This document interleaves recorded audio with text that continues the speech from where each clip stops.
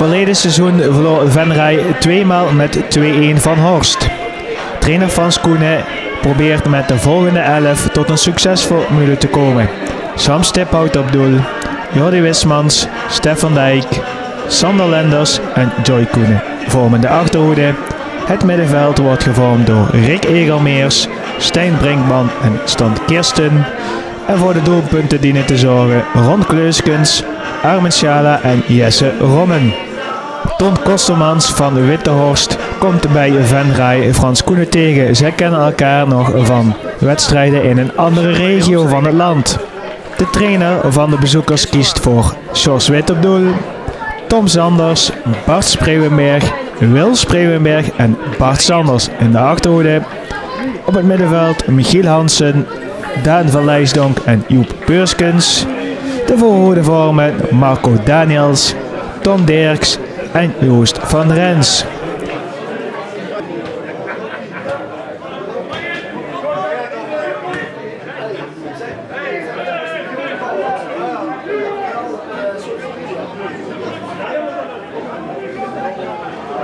Bij Venray zijn onder andere aanvoerder Robert Willemsen en Bram Vievermans niet beschikbaar door blessures.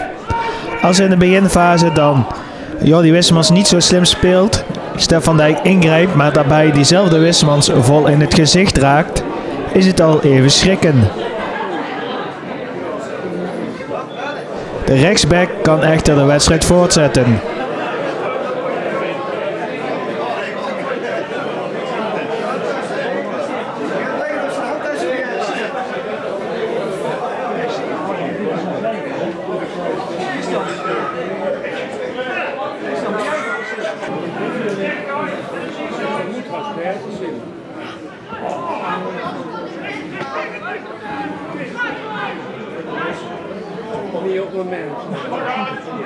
Nu Frank Dekker gestopt is met voetbal, beschikt de Wittehorst over de beste doelman van Noord-Limburg, volgens de geleerden. Dat weten hier vervolgens ook Jesse Romme en Armand Schala, die Sjors Wit op hun pad vinden. Het blijft 0-0. Het is dan vervolgens na 20 minuten Wittehorst wat gevaarlijk kan worden. Tom Deers kopt op de lat.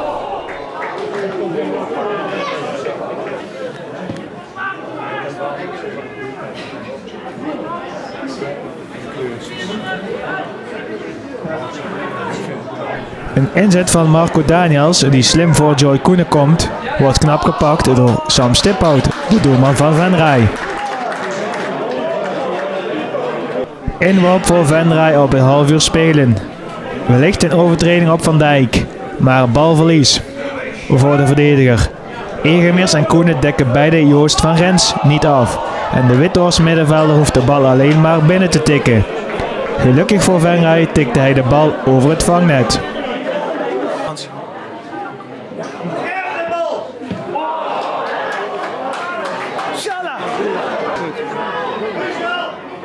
Rick Egelmeers ziet dat Jesse Romme diep gaat en probeert hem de 16 in te sturen. Tom Sanders van Horst gaat op de middenvelder leunen en brengt hem ten val op rand 16 meter. De arbiter heeft daar goed zicht op, maar wil de discussie over de plaats van de overtreding liever vermijden en fluit niet. Romme blijft vervolgens aangeslagen liggen.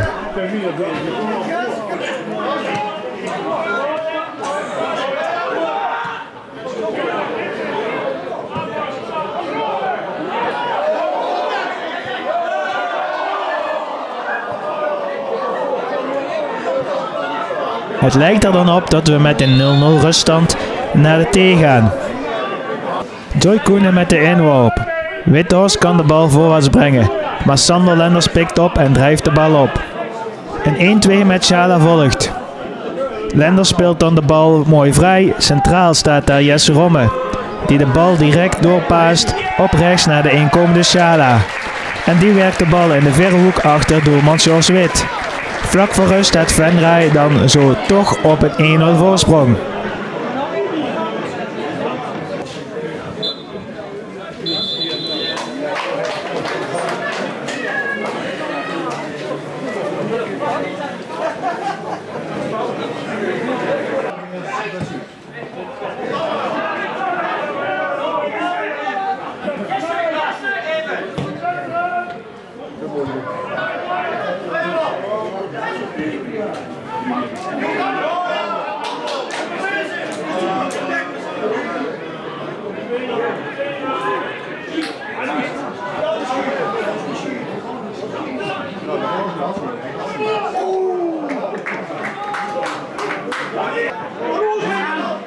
Withorst heeft een vrije trap genomen, waarna Sander Lenders goed ingrijpt.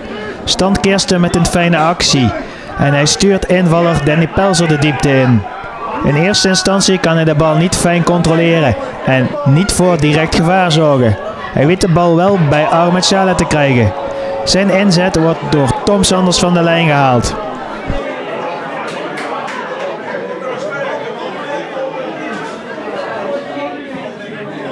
De aanval voor Venray blijft doorlopen. Als vervolgens twee Horstenaren met de hoofden tegen elkaar botsen, fluit de arbiter om hen te laten verzorgen.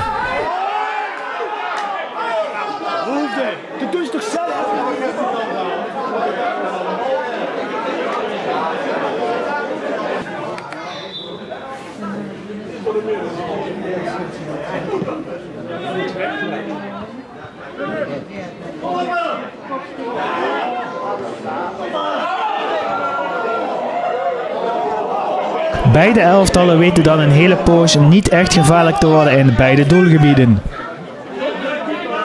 Met nog zo'n 10 minuten op de klok is het een aanval van Venray. Die gaat van links naar rechts.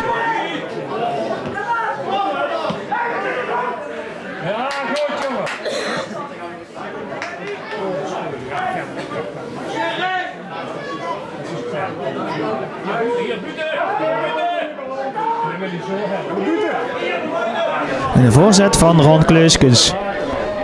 Withorst aanvoerder Bart Sanders kopt weg. Chala pikt de bal op. Hij legt de bal voor zijn linkervoet en plaatst de bal precies tussen Wit en de paal. Zo verdubbelt hij hiermee de score voor Venray. 2-0.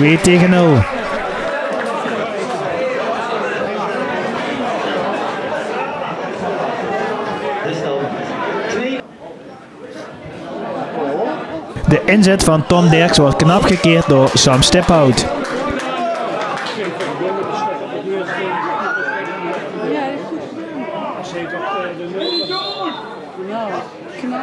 Hierna een vrije trap voor Venray.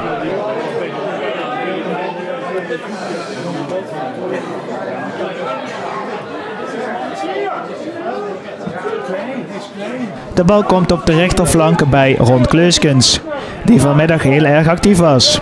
Een perfecte voorzet volgt, op het hoofd van, je raadt het al, Ahmed Chala. En hij maakt zijn derde van de middag. Een hattrick voor de aanvaller. En zo is het slotakkoord ook voor Venray.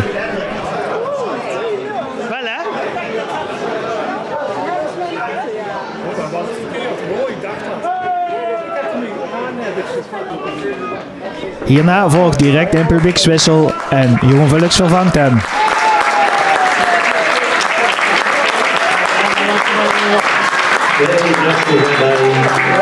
Wissel. Ahmed Chala verlaat het veld in zijn plaats. Jeroen Vulleks met nummer 9.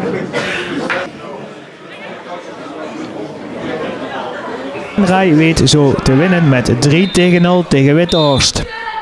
Over de hele wedstrijd gezien was daar eigenlijk niets op af te dingen. Stijn Brinkman, tevreden aanvoerder vandaag denk ik. Ja, zeer tevreden. Als je wint met 3-0 dan ben je denk ik wel tevreden. Dus ja, goed gedaan als team en ja, tevreden, lekker weer. Lekker een keertje te winnen, dus dat is goed. Ja, en zeker tegen Horst dan, 3-0, kan niet op natuurlijk. Ja, nee, klopt. Nog niet tegen gespeeld dit jaar, dus we krijgen ze daar nog een keer. Maar inderdaad, de eerste keer winnend afsluiten is altijd lekker. Hoe naar de volgende pot toe. Volgens mij een paar weken is dagje voor Koningsdag moeten we erheen, dus ja, dat is wel lekker. Ja. Dit was niet verkeerd, nee.